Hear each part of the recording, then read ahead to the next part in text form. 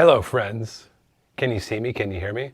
I have to confirm that because I'm always doubting it. I don't know what happened to I had my feed all live and ready to go. I hope you guys can see and hear me. If so, how are you? Don't mind me while I get my YouTube control room up and running. Okay, looks like we're live. What's going on, gang? Who's in the house today? Who's been patiently waiting for grade school to happen since 10 o'clock yesterday? I know I have. Sorry to keep you guys waiting. I'm a mess. I'm getting slightly more organized, slowly but surely. I want to see who's in the house. Rafa's here. I already knew Rafa was here. I was already talking to you, Rafa. What's going on, buddy? Yeah, I was thinking about answering you, but I guess that was cheating. Yeah, don't be a wise ass. Yeah, exactly. So yeah, it's been great. I've been editing. I've been even doing some color stuff. One color project that I never thought I would do, and that's doing the color for a live concert, for a live jazz concert. So that was great because I love the aesthetics, and yeah, that's been my couple of weeks. Nice, buddy. Okay, cool. All right. Who else we got here? Okay, Tim's here, of course. My dude. Paul's here. Steve. PK's here. Okay. We got a good gang going here. Let's see. Oh, Chilembwe, you're here, buddy. And throwing some sauce my way. Appreciate that, Dad. Well, yeah. Glad you're here, my friend. Oh, John's here. Okay, we got a party. I feel like it's going to be a party today. Delay or no delay from our originally scheduled date of yesterday. What are you guys working on? What are you curious about? What do you want to talk about today? What burning questions do you have? They're fair play. Throw them in the chat. We'll get to as many as we can today. I'm trying to think about anything fun or cool going on my side. Let me get my Resolve set up here, and maybe we can talk through one or two things while everyone is getting themselves organized. I'm going to show you guys something that I think we touched on briefly maybe in last grade school after a question came up about matrices. But funny enough, I think partially because of the question that came up about matrices, I've kind of got a renewed interest in matrices. As you guys know, or maybe as you don't know, matrices, and when I'm talking about matrices, like the specific tool that kind of represents a 3x3 matrix in Resolve is the RGB mixer here.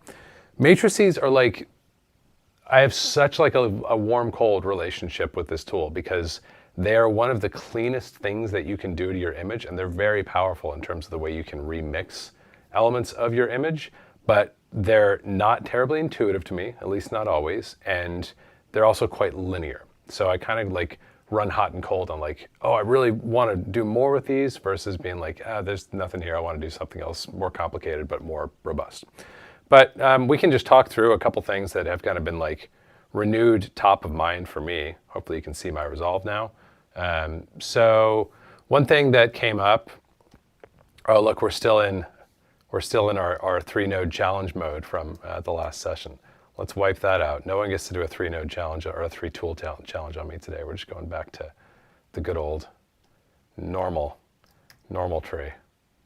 So let's go to our native tree here, and let's play around with the RGB mixer for a second. So a fun thing that I've been exploiting and taking fresh advantage of lately is if you think about the RGB mixer as being representative of a 3x3 matrix, so-called 3x3 because you have 3 rows of 3. So the red here, this is your first row of 3, and you can call these sliders red in red, green in red, blue in red, and then you have red in green in green, blue in green, and then you have red in blue, green in blue, blue in blue.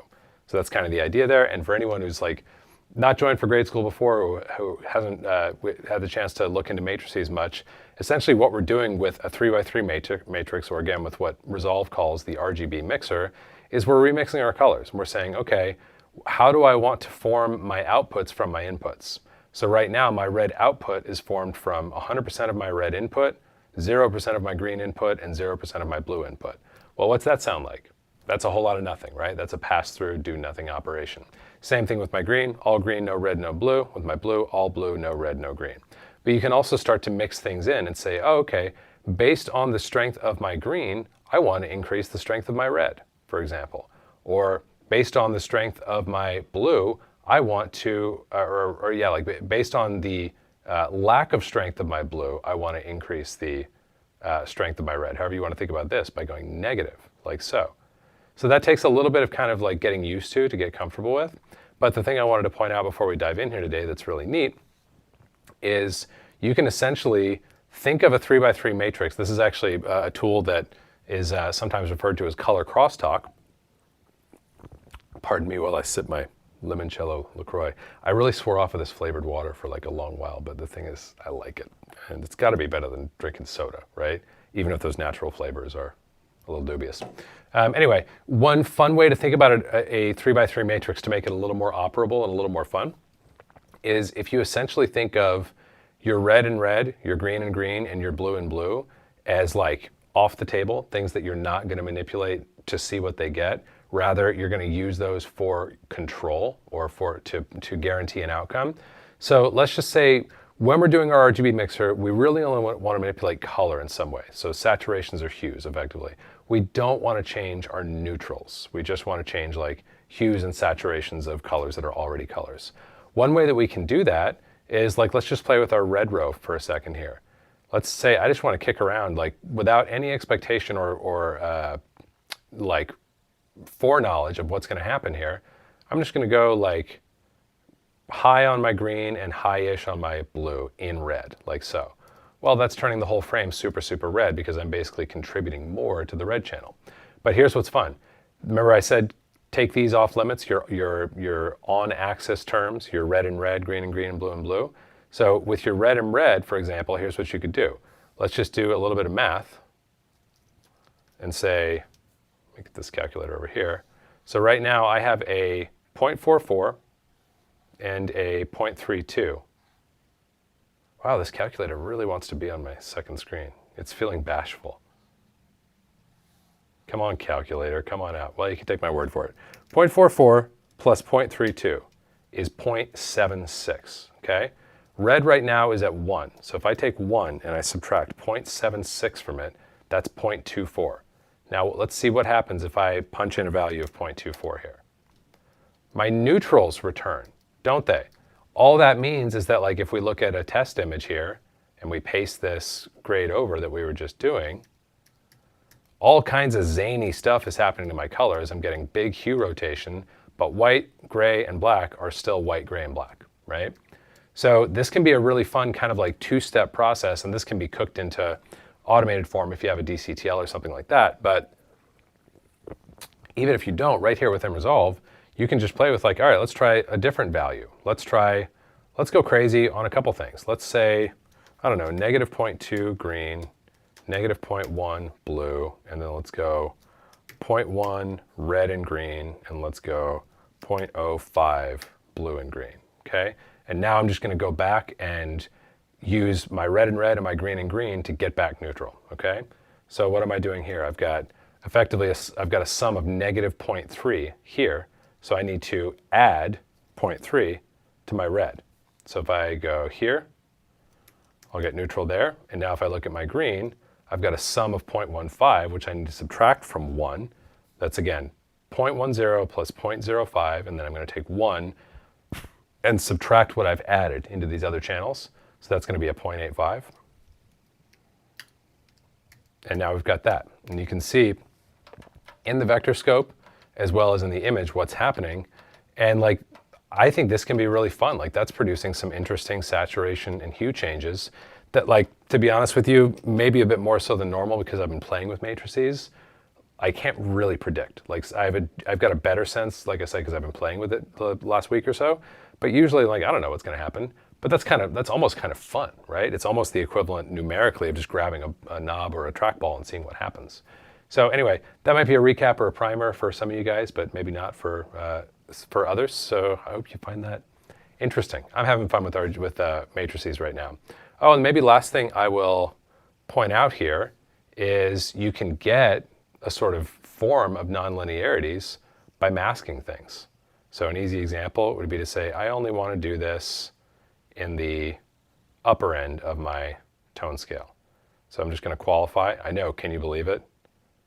Everyone, we could play like a world's worst drinking game for when I decide to break out the qualifier. But if we do something like this, now my matrix is only affecting these areas of the image and no lower. So in that sense, I am getting a nonlinear behavior of my red, green, and blue as I climb the tone scale, which, by the way, is something that is rather filmy in nature. That's something that film does. So fun with matrices. Anybody else use matrices for look dev or for shot level grading? Let me know in the chat if so. And in the meanwhile, I'll kick it to Rafa. Does anyone want to know anything or talk about anything? Yeah, people want to talk about your last NAB show talk with the avatar colorist. And the question is when we as a colorist should or should not do that complex compositing in our professional practice? Yeah, boy, is that a good question, and was top of mind for me after I left that conversation with Siggy. I mean, first of all, I'm glad you're bringing this up because I was so wowed by that conversation and so impressed with not only like the work, which is really good, but just like the imagination and the sort of like breaking of convention that both Siggy and his clients for that show had, and saying like, why not? Let's have Siggy do it. Let's do it with Resolve. Let's do it with these other means. So I think it's really imaginatively stimulating. And to be honest with you, I don't know like what that dividing line is. I can tell you, it feels to me, the more I talk to clients and the more I think about our craft of, you know, creative picture finishing from a client POV, there's no real clear line, you know? Like the closest division that I could think of would be like, we need to put a monster in the frame who wasn't there, you know? That's an obvious like big kid 3D visual effects task that you would not tackle in the color page of Resolve, really in Resolve at all, unless you're just comping elements in using Fusion, right? So there's like somewhat of an outer edge. You're like, okay, cool. That's clearly the realm of like real full-blown 3D visual effects, and there's no way for me to even attempt that in Resolve. But almost everything else, it's not quite so cut and dry, is it? So I feel like it kind of depends on where your toolkit is, where your interest is, and what your client wants, you know? So like, if it's something that you're interested in, I think that has to be number one. Like, in my experience, spending too much time trying to chase what's going to be appealing to clients is problematic because you're never going to win. Like, how are you going to beat Siggy? He clearly loves doing that stuff, you know? There's stuff he's doing in that, like, I don't know if everyone watched this video, but it's on the channel now. Go check it out. Very fascinating conversation. If you don't have an hour plus to listen to the conversation, just watch the first 5 minutes where there's like this crazy hyperspeed flyby of Siggy Firstel, the colorist who we're talking about, of his actual node graph that he used to build the grade and the visual effects in many cases for Avatar, The Last Airbender. Really, really fascinating just to watch that part of it. But what I was going to point out is like, you look at that, then you listen to Siggy talk. It's like, all right, how am I going to beat that guy if I don't like it that much? If I'm like, oh, I heard that I should be doing this, or I feel like this is the way the industry's going, so I need to get better at this. You're never going to beat him.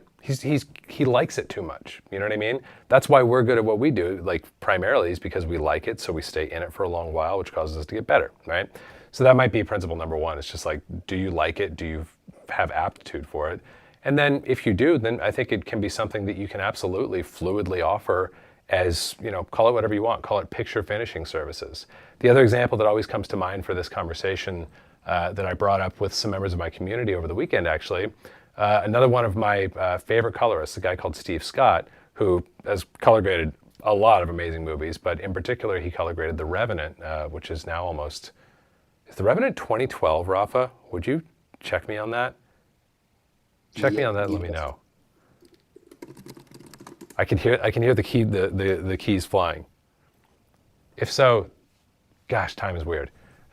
Anyway, Steve Scott did The Revenant, and there's a great video also on YouTube where he breaks down his process, which like is very compositor-y. Like that's where he comes from as a colorist.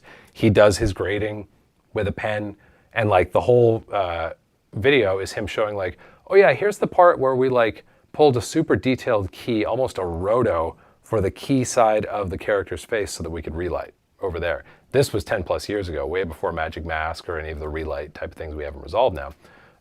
So There's artists who can wear it well, who can kind of fluidly move in between each, and who I think it, like when I look at that or when I see Siggy's thing, how am I going to sit there and be like, oh, that's wrong. That's not, like, colorists shouldn't be doing that. That would be preposterous to say, right? At the same time, depending on your level of interest for that stuff, it might be wrong for you to do it because, again, you're never going to beat the people who really want to be doing it. So that's a very long answer, non-answer. And did I get the year of The Revenant right, Raf? Yeah, The Revenant came out 9 years ago in 2015.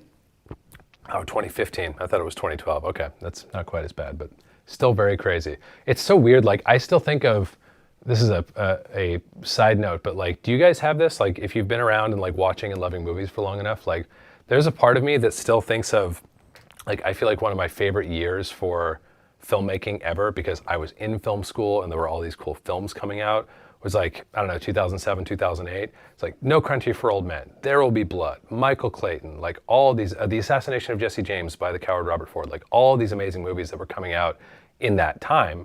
And like, I do not think of that time as now, whatever, like 15 years gone. I just think of it as like, oh yeah, that was a little while ago, but still quite recent. Anyway, I digress. I hope that's at least some food for thought about colorists and VFX and the line between them.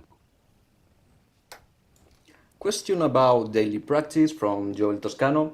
And the question is, what would be some homework to do as a colorist in order to become a better colorist? Something to do daily or regularly in order to get better at the job? Oh, this is a good question. So I think one of the biggest things that you can do, there's sort of like, there's two types of like practice or like, you know, time at the wheel or like, you know, time at your control surface to spend. One would just be like planning and organizing and exploring. So like just figuring out like, that could be everything from like, hey, is this the ideal template node tree for me? What power grades do I want to save off? By the way, is anybody impressed with my text labeled power grades that I finally did like 10 years after everyone else started doing that? I'm impressed with myself for finally doing it. But, you know, doing boring stuff like that, building, you know, I've got my power grades of like my input transforms and my output transforms here. All of that kind of like just set up and, you know, what I would loosely call nesting, you know, which like I love. I really, really love just getting everything organized and in place and knowing exactly, having all the tools laid out exactly as I wish to use them for my next project. That's number one. Number two, just as important, probably more important, you gotta lay hands on, it depends on what you wanna be doing, okay? But if you wanna be doing, as many of us do, you know, like short or long form narrative stuff of in some form, you gotta lay hands on a project that is in that format that you can just go through and periodically, like once a week, reset it to zero and be like, okay, set up your color management, build your look, drop in your template node tree, and get through a first pass and see how it looks, you know? Like just that process without any intention behind it necessarily other than to grade it as quickly as you can and to your satisfaction, that'll do a couple of things. The first thing that it'll do is it'll build your dexterity and your speed at the control surface. It's also just naturally going to develop your eye. Like you're gonna have a finer sensitivity for what you do and don't want to see in images just by grading images, the more and more you do it. So those are a couple of you know, kind of practice things. We actually did an email, gosh, this might have been even a year ago, of like some other kind of like, you know, like colorist gym type of exercises. Another one that I love is grading with your eyes closed.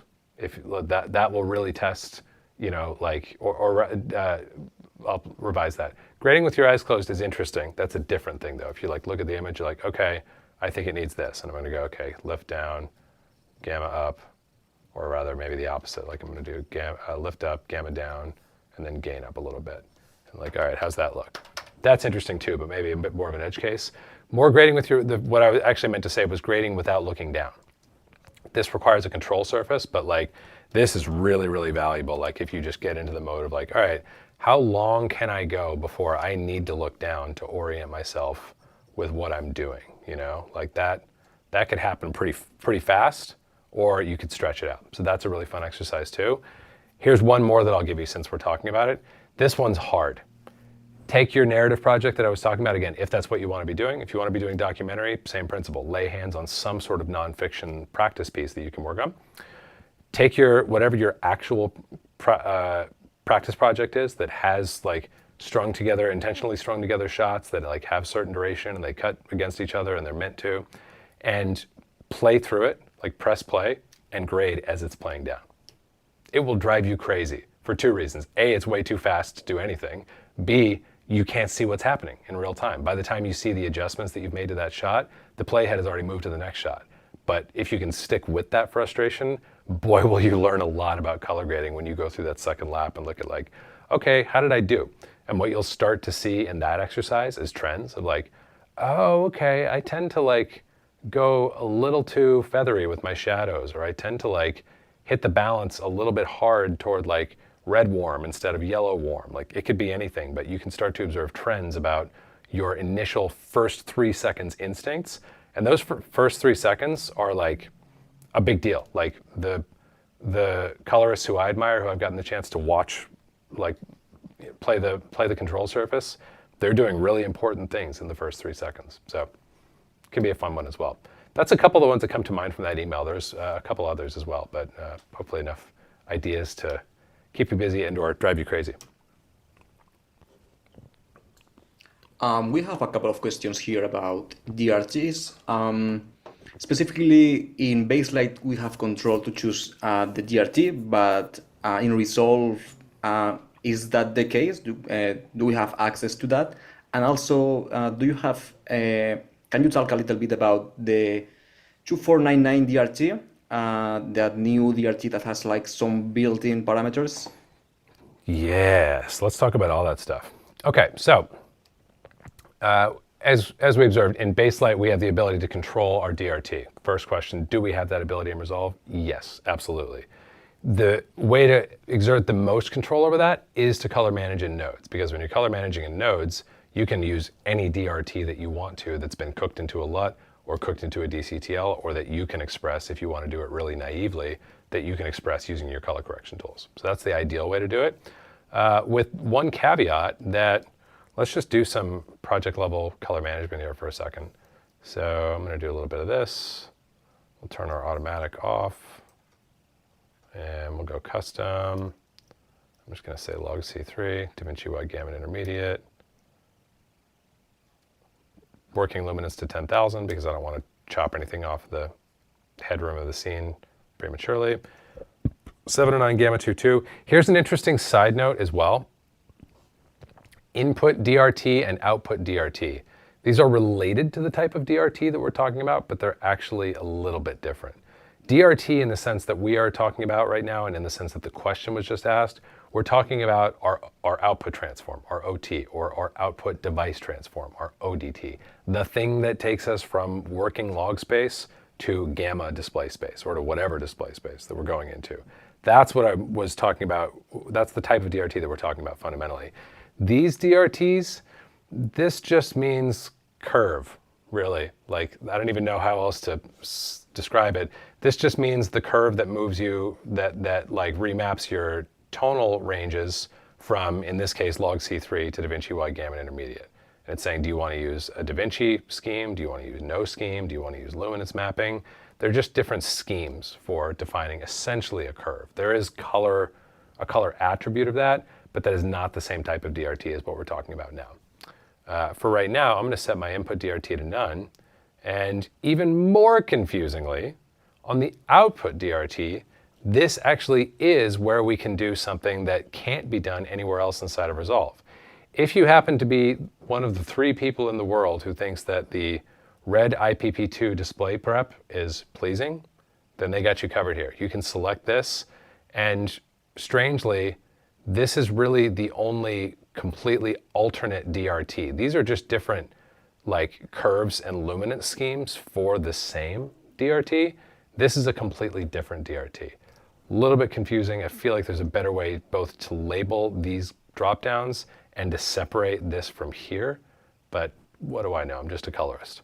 But the reason I initially wanted to open this up and show it to you guys is like, if you want a DRT, if you like Red's DRT that gets you out from camera space to display space, first of all, you don't have to be using Red footage to use this. This is a whole other topic that we can dive into that I think we probably should soon.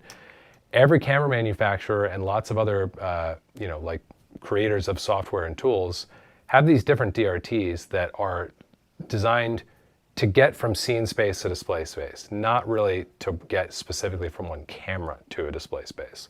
So Red's DRT, that's just a scheme to get from scene space to display space that happens to have been designed by a camera manufacturer, maybe theoretically to optimize the rendering of their camera's images, but it's really more of a solution of how do you get from any scene space to a display space than how do you get from a Red space to a display space, if that makes sense.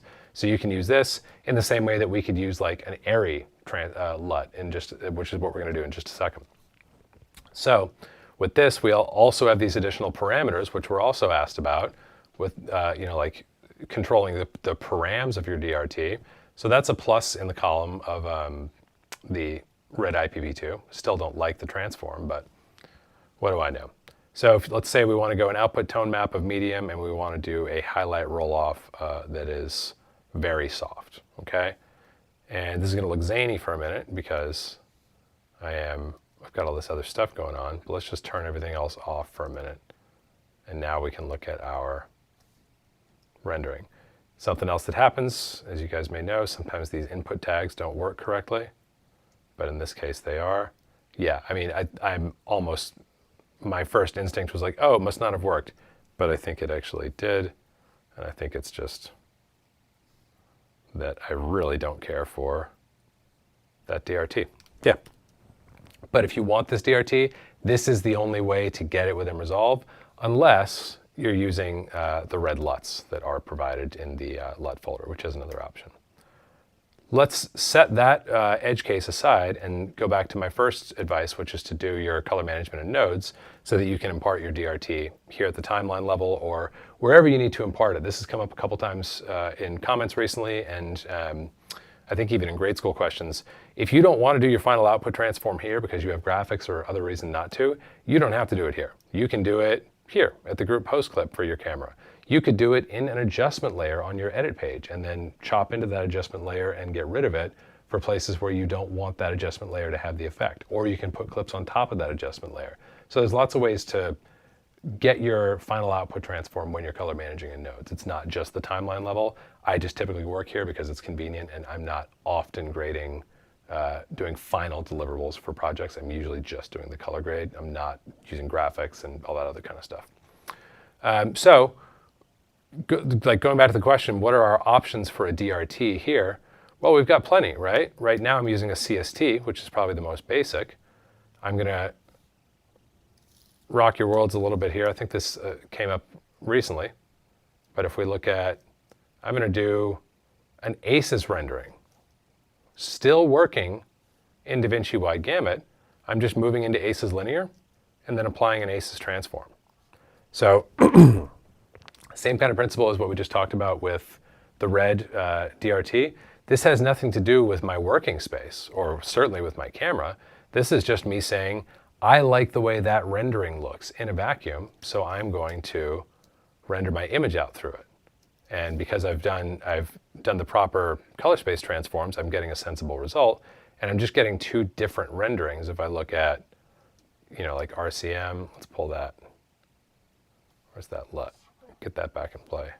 If I look at RCM versus ACES, they're just different renderings, right? But they're both valid. I've transformed both images appropriately. So that would be another option, ACES. I'm actually using ACES 2 in this case, which is a candidate transform for the forthcoming ACES 2.0. You can download that for free from the Academy's website. If anyone has a link to that handy, or maybe if you do, drop it in the chat for everyone. But we can also do just the normal ACES Rec 709 as another option. Here's another one. You can see I've got a lot of these saved off here in my outs power grade because I like flipping between these two. Here is grading in DaVinci Wide Gamut, but rendering through ARRI's reveal transform for the Alexa 35 in Log C4. Again, all I'm doing is moving into DaVinci Wide Gamut Intermediate, or moving from DaVinci Wide Gamut Intermediate to log C4, and then I'm applying Aries log C4 to gamma 24 Rec 709 LUT right here, okay? Again, this has nothing to do at this point with the Alexa 35. You could argue, the manufacturer might even argue that like this is somehow optimized or tailored or only suited to the Alexa, but that violates the basic idea of colorimetry, which is that we can move in between well-defined spaces freely. So if I have a well-defined space, area wide gamut 4 log C4, I should and indeed am able to move between that and DaVinci Wide Gamut Intermediate. And because I can do that, I go from DaVinci Wide Gamut Intermediate, and then I apply this LUT to the exact state of image that it's expecting, and I have, once again, a sensible but distinct rendering. So yeah, lots of different options for your DRT here within Resolve. You can see I've got several others in here, but just to round out the last bit of the question about 2499, made by my buddy JP. This is just another option in the toolkit. It's one that I can tell you many members of, let me get this LUT back in place that I keep nulling out here. I can tell you that this transform has become like highly favored by a lot of members of my community and lots of other people in the color grading space, and for good reason. I think it looks really nice. I've used it a lot on my projects this year. And if we like, we can grab a still here. By the way, the one rule that I would say that I'm kind of breaking, the soft rule that I'm breaking, is I'm using a LUT. This LUT was never built. I never, like in this case, this LUT, let's make sure I'm telling the truth. Is this my LUT? Yeah, I built this LUT. I know what this LUT is. So the only rule that I'm breaking here, I'm not breaking the rule of like, oh, you're using the Arri reveal transform for footage that didn't come from an Arri? That's wrong. That's not a rule. What is a rule, or at least a guideline to observe, something to bear in mind, is that the designer of this LUT that we are using right now, they designed it. I'm referring to myself in the third person to make it easier for you to think about this when it's not me. This LUT was designed to work in DaVinci Wide Gamut Intermediate. Am I in DaVinci Wide Gamut Intermediate? Yeah. Okay. So at a baseline, I'm not using the LUT incorrectly. However, I am viewing the result of the image and the grade plus the LUT through a lens that I, as the designer, never viewed it through when I signed off and said, this is the LUT, ship it, it's ready to go. Does that make sense? So it's the difference between like, let's go back to our baseline. Here's our Resolve Color Management, Color Space Transform. This is what I signed off on when I built the LUT. This is what it is now. Let's just flip between the two. You could argue, depending on the image, it's not a significant difference. You might even argue that it is a significant difference to you, and that you prefer the LUT applied in DaVinci Wide Gamut and then 2499, for example, being applied after the fact. That's totally valid. I've actually had that experience before. The only thing to keep in mind is that you're a little bit on your own because the designer never intended for this use case. So as a result, you can't say that it's a fully supported and tested use case because it's outside the bounds of the way the thing was built. But that's a rambling, hopefully informative rundown of different ways we can impart different DRTs inside of Resolve, and the way we can do it in such a way that we're still getting to grade in the space that we like to grade in and use the LUTs that we like to use to get out to our final rendering. And I guess to answer the question about the params here, this gets dense fast, and I feel like I'm not an expert on it yet. I'm becoming more fluent in it. If we take it like very, very simply, your hue rotations, this just defines where your colors are landing in display space. So you can see my reds are rotating quite a bit. Same with my green, same with my blue. So it's just preferentially defining where you want those colors to land, what their hue angle should be in display space. And then the highlight rotate, same principle, except this is just in the very tippity top of the image. So you can see very little is changing when I do this because I don't have much red up in the high register where this is going to have its effect. And these are all just arbitrarily tuned, according to the designer, in order to produce a generally pleasing image, but these are not the only place that you could park these. So JP, who created this, definitely encourages free experimentation with all these sliders because there's no technical by his way of thinking about it and the philosophy that he built this tool with, there's no accurate or neutral position for any of these sliders. It's just a matter of what looks good to you. So you should feel free to play with all those. And then the purity, this is essentially a related concept to saturation or colorfulness along these different vectors. So what I like about 2499 is it gives you the ability to really optimize your DRT before you've even built a look. And now your look and your DRT can really collaborate and sort of like meet with one another to build that final formation of the image before it goes out to the display. Hope that's fun. Another baseline question. In baseline, we have the texture blend tool. Is there any tool that's kind of similar in Resolve, especially to apply a grading operation only into a very specific frequency range? Yeah, so in Baselight, we do indeed have the texture blend tool. Resolve's answer to that came out pretty quickly after that tool is the texture pop here. I have never fallen in love with this tool. I don't use it all the time. Although we've talked about it here on the channel before, here's a way that I do like to use it. Like as a baseline thing, if you don't go too strong with it, like dropping some combination of your rough and your coarse, I feel like that can be kind of nice. Let's zoom in and look at some details here. It's just kind of like diffusing or smearing the image without losing any of its resolution. So this, I would say, is kind of like my go-to within the texture pop, and this is definitely the closest analog to the texture tools in Baselight. And I actually been meaning for a while to do a more thorough comparison of those two tool sets, because I've used the ones in Baselight, been impressed by the ones in Baselight, but they've not had to live up to the same scrutiny that these tools do, because obviously Resolve is my daily driver, and I'm just in Baselight periodically to learn things or try things out or explore things. So it's kind of an apples to oranges thing at the moment. But I actually would like to do a more thorough kind of side by side of like, all right, where do these align and where do they differ and which produces better results. In general, I think it's going to be the Baselight tools, but I'm going to reserve judgment on that actually until I get a chance to do the experiment. But yeah, texture pop would be your closest analog there.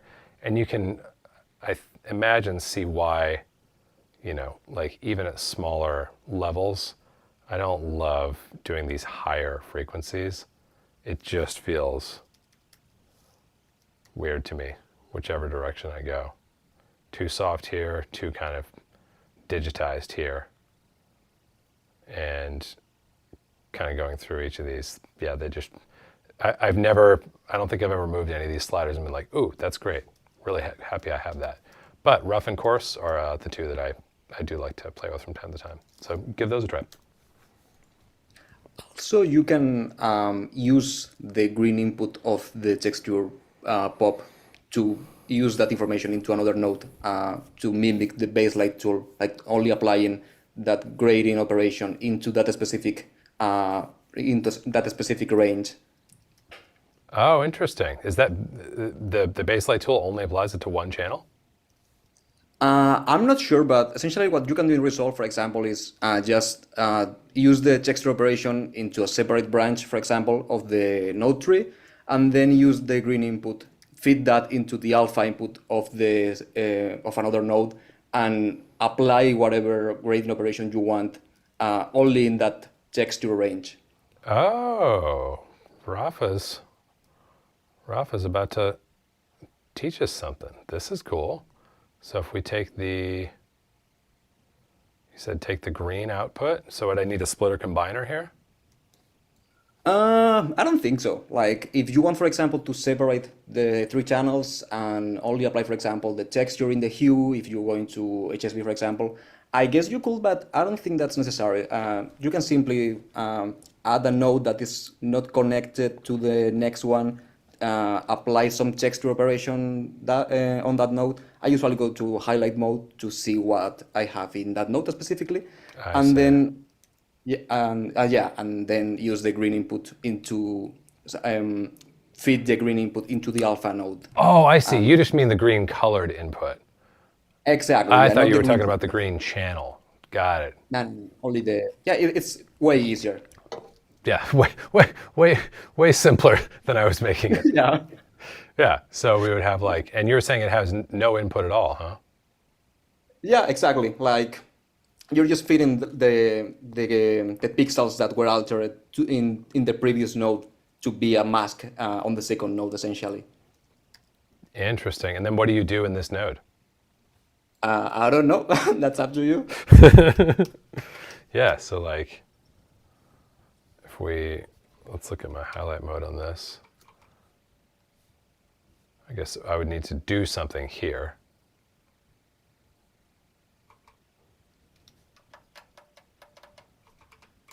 This is very interesting to me. I feel like this needs to get an input though. Yeah. Yeah, it needs to be to receive the input of your timeline or whatever you have. Right, right. Oh, this is fun. Very fun. Okay. Everyone watching what we did here? So this is essentially texture pop, do something or other to your texture pop, and then that's going to become the basis of your, let's look at like a high contrast version of this.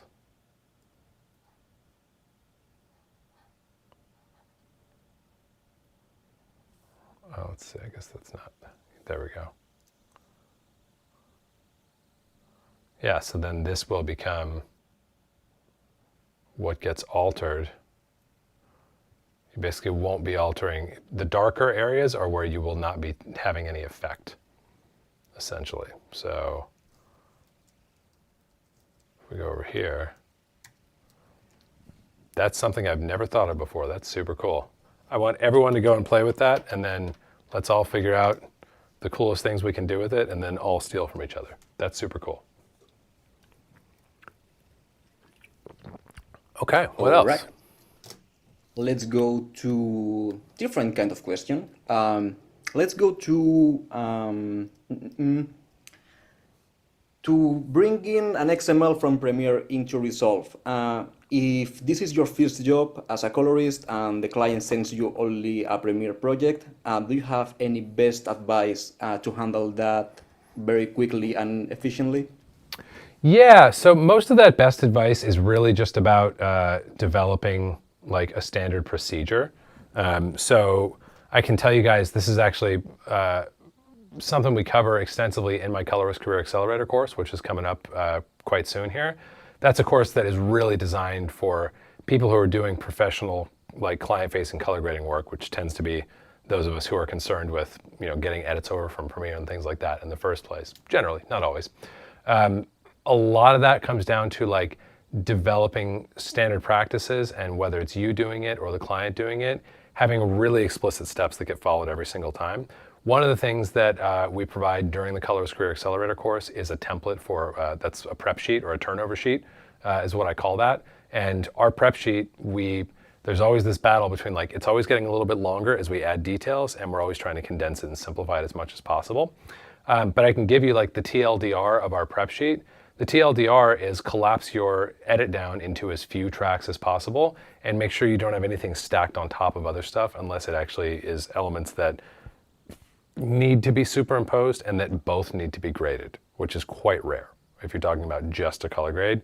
If you're doing the final online or finish or deliverables, that's a little bit different. You might need graphics over top that you're never going to grade. But if it's just for color, it's very simple. You typically would end up with, you know, whatever skyscraper craziness that the offline editor might have created, and kind of smash that down into a track or two tracks at most, so that you're only grading stuff that is visible on the screen, if that makes sense. So that's kind of the biggest one, is collapse it all down and remove stuff that doesn't need to be graded. Those are the two easiest ones, because conform can be easy, it can be hard depending on like how you've got all of your details dialed in. But a surefire way to make conform longer is to conform stuff that you don't need to, right? So if you cut out 20, 30% of a timeline and you don't need to go in and conform it because it's not in the turnover timeline, that speeds you up a lot. Whereas like, if you are my client and you give me a turnover, I have to assume every single clip and edit in that timeline is needed. Like I need to grade every single one of those assets. So that's why we specify in the prep sheet, scale it down to as few tracks as possible, remove extraneous things that don't need color grading. And again, those are, I think, the two biggest ones that come to mind that are going to speed you up the most if you're doing this for yourself. And like there's all sorts of other details beyond that, but those are going to be the two biggest ones. Like the biggest thing with conform is getting the right sequence of the right timing of the right shots put together. Then you can deal with sizing. Then you can deal with like, oh, did a transform travel over that it shouldn't? Did the speed ramp travel over that needed to, or did it not travel over? Like all those things. But if your foundation is all the stuff that plays at normal speed, I've got the right shot and the right in and out point for each of those shots, that's like 80% or more of most conforms.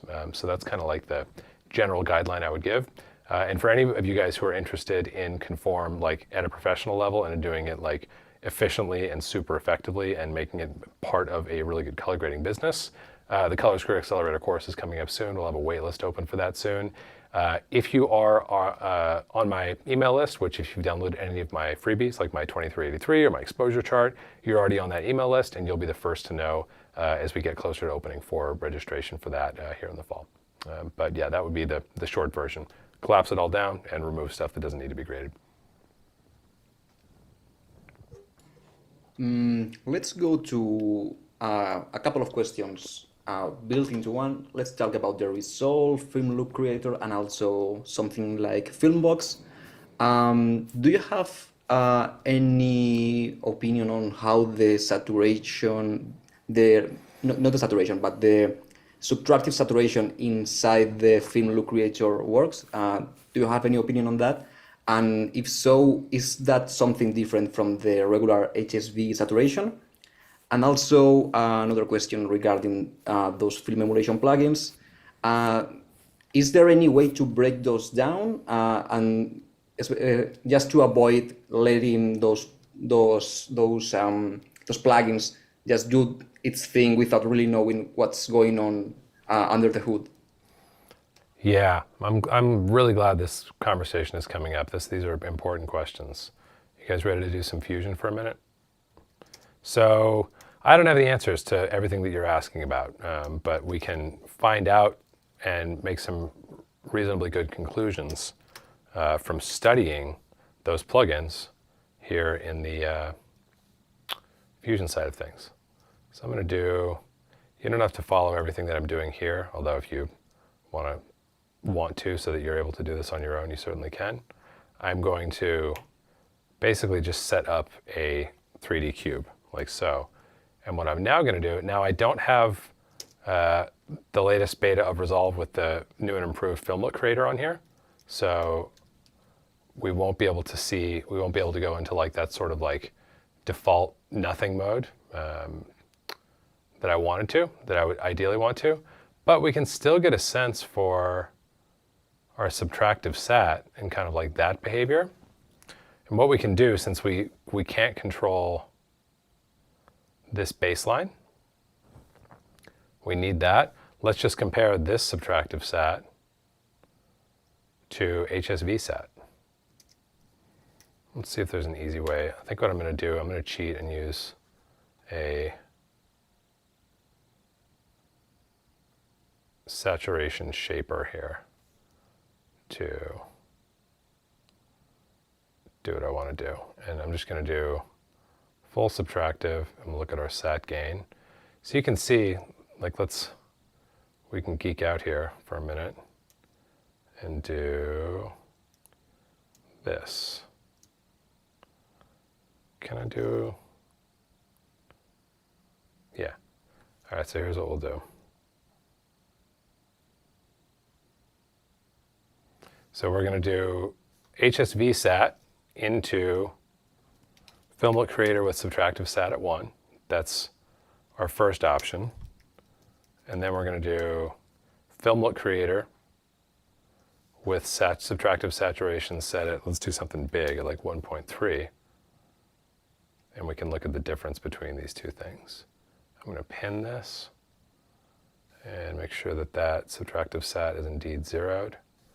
And I'm going to set my sat gain to roughly match. So if we just look at the cube and at what it predicts, and by the way, if you've never seen this cube before, here's what we're looking at. I'm just going to turn everything off real quick and give you a little bit of your bearings. So let's just look at this. This is what's called a unit or a unity cube. Cubes have 8 corners, right? That's a handy number for our needs in looking at color transformations, because we have 3 primaries, red, green, blue. We have 3 secondaries, cyan, magenta, and yellow. And then we have our neutrals, black and white. So if you look at these corners, that's what I've got here. I've got black here, white up here, which is all the colors summed together. Then I've got blue, green, and red. And everywhere in between here just represents some combination of those 2, or of those 3 rather. So the reason that this cube is interesting is because we can see how will the operation I'm performing affect not only some image, but all the pixels in any possible image. This is like all possible pixels for an image with a range of 0 to 1, okay? And if we look at this kind of top down, if we go over here, and we look at this top down, I'm gonna just straighten out my top thing here a little bit. If we look at this, this is hue. So you can see I'm going red, yellow, green, cyan, blue, magenta, back around to red. And distance from this point right here is saturation. So even before any of the other stuff that we were about to do, if I just throw a color corrector on this and I do some saturation, like so, you can see I'm expanding the outer edge of my cube, even though if I rotate this back down, I am not increasing my white, right? Because saturation doesn't increase gain or contrast or brightness, it increases my colors. And different saturations go about this in slightly or very different ways, but that's kind of like a general overview of the cube. So if we look now at what's happening to the cube as we're analyzing it, well, the film LUT creator is constraining saturations a lot, although not as much as it might look like, because if we plot our actual image as opposed to a cube, and we look at that inside of this cube rendering, we're going to see that at least this image lives in a very small area within that cube. That's because it's a log state image, okay? So it's not as dramatic as it might look when we see that big change that the film LUT creator is affecting. But let's now go back here and look at the test that I wanted to run. So I can now dissolve between what I'm looking at now, which is the film LUT creator subtractive sat at 1.3 versus the film LUT creator with no subtractive sat and HSV sat at 1.3. Let's just dissolve between these and see if they're the same. Let's see if I'm doing this correctly.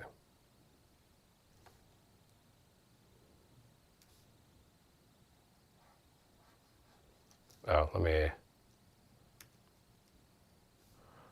that doesn't seem, yeah, something's off.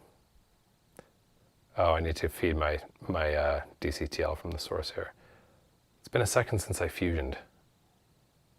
There we go. All right, so now if we look at this dissolve, you can see they're similar, but they're not the same. So that's our long way of definitively answering, is it just HSV sat that's happening? It appears not, at least not with the same scaling factor.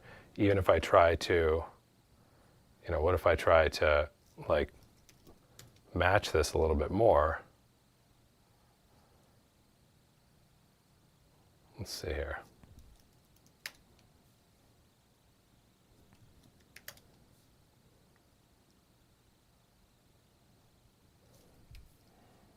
We'll go even a little bit further than this.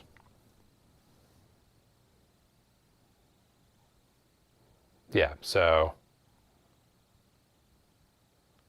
oh, I see, it's being constrained by the profile itself. Yeah, but long story short, it is not the same. At least it is not HSV sat that's then feeding into the profile. Now, just to round it out, the cube is all good and well, but that's like obviously very abstract. Let's actually look at our image. And that's the other way we can evaluate sameness or differentness. So let's hook this in. I'm just going to be lazy so I can do it fast. And we don't need that, don't need that. And I'm just going to feed my pieces like so. And we'll also need, in this case, to get out to our display space. So let's just say wide gamut 3, log C3, rect 709, gamut 2, luminance, saturation, compression, sure. And I'm going to pipe this out to my display as well. And so now, if I dissolve between the two, let's see here.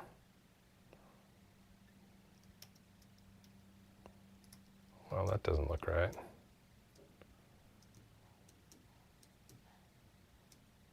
There we go. Yeah, and so now as we're dissolving between the two, here's like that same kind of similar level. Quite different results, right? So it's the cube predicted what we're seeing visually, which is that no, they're actually not the same. So I didn't get the chance to answer, I think, all of that question probably, but there are lots of different ways to achieve saturation, and it's likely that between any two tools, certainly different third-party tools, they're going to be achieving it slightly differently, even if it's got a similar net effect of like, you could say that both of these are ultimately using some kind of, as we see here, subtractive saturation. It's just a question of the specific math that's being used. So it's related, but not identical. Hope that's helpful to you, and that was a fun fusion detour that we only get to make every so often here on the channel. Okay, we got time for one more quick one, if such a topic or an answer from me exists. All right, let's do a quick one. Do you have any tip on creating a promised look in the color page? I don't. It's funny you ask about that. I know almost nothing about textural operations, like the under the hood behavior of them. Like if we're talking about like lift gamma gain, as you guys know, like I can tell you mathematically exactly what's happening. I cannot tell you to the same level of precision at all mathematically what's happening with any kind of finessed texture operation. So I don't have any great tips for that, simply because I haven't like done it myself, other than to do some naive combination of blur and a qualifier / blending modes, but that doesn't necessarily satisfy me. So if you think of it, ask me that one again. It's an area of interest for me, and I have it on my list to get a little bit more familiar with it and how to create something like that. I will just plug in passing, we were just talking about Filmbox, made by my friends at Video Village. They make, I think Filmbox is a really nice product. They also make Scatter, which does a very nice job of emulating like filtration characteristics. So they have a black pro mist right within here, which I think is what you were asking about. So that's at least an option for some inspiration to explore, even if you get a short-term license and use it to inspire your own hand-spun thing that you do inside of Resolve. That could be a good inspiration, because they did it seems to me, a pretty thorough job with creating that emulation. Okay, guys, this was awesome. Great to see y'all. Thanks for a Tuesday grade school. I can't remember the last time we did one of these. And thanks to everyone who has patiently waited since yesterday for me to get my act together and get grade school going on. This was a blast. Thanks to my buddy Rafa for co-hosting with me. And yeah, we got fresh content coming here on the channel. We've got some really, really exciting stuff coming out like very, very soon that I'm so pumped to share with you guys that I can't say anything else about right now. So I'm a little frustrated by that, but it's going to be worth the wait. Some really cool tools and some new content and things coming your way really soon that I'm super excited to share. So stay tuned for that stuff. And in the meanwhile, I'll see you for the next grade school session in our next video. Take care, guys.